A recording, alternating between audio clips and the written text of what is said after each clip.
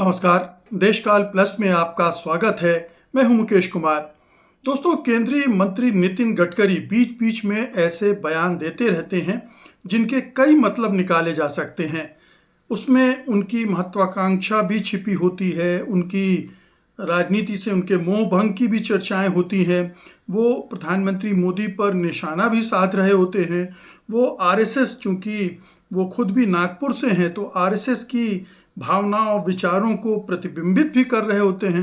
तो बहुत सारे उनके बयानात के अर्थ निकाले जाने लगते हैं, जैसा कि अब हो रहा है। नितिन गडकरी ने कहा कि अब वक्त आ गया है जब नई पीढ़ी को जिम्मेदारी सौंपनी चाहिए।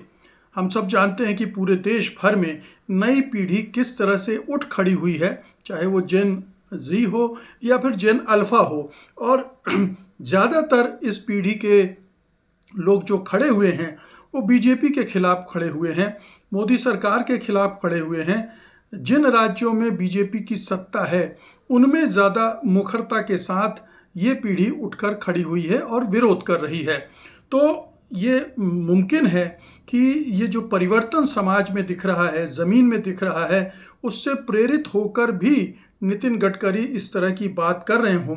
लेकिन जब वो ये बयान दे रहे हैं तो उसके राजनीतिक कॉन्टेक्स्ट को, संदर्भ को भी नज़रअंदाज नहीं किया जा सकता है, क्योंकि हम सब जानते हैं कि जो बीजेपी के संगठन में बड़ा परिवर्तन हुआ है, नितिन नवीन की जो नई टीम बनी है 65 लोगों की, उसके बाद ये कयास लगाया जा रहा है कि अब मंत्रिमंडल में भी बड़ा फेरबदल हो सकता है, होने जा रहा है। नरेंद्र मोदी के लिए ये बहुत ज़रूरी हो गया है कि जनता को कोई मैसेज दे, क्योंकि अब वो और उनकी सरकार पूरी तरह से नाकारा और निकम्मे नज़र आ रहे हैं जनता की निगाहों में।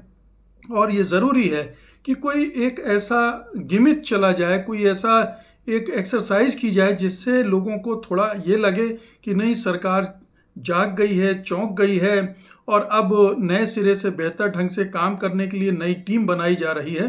तो ये चर्चाएं चल रही हैं और इन चर्चाओं में एक बड़ी चर्चा ये भी है कि हो सकता है नितिन गडकरी को ड्रॉप कर दिया जाए, क्योंकि नरेंद्र मोदी नितिन गडकरी को पसंद तो बिल्कुल भी नहीं करते हैं। मजबूरी में उनको इतने सालों से वो केंद्र में मंत्री बनाए हुए हैं